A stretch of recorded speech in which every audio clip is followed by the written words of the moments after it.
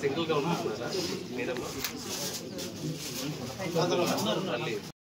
సుకుమారు అంతకుముందు కానీ కొంచెం పిచ్చి కూడా గమనించేసి కూడా ఒకసారి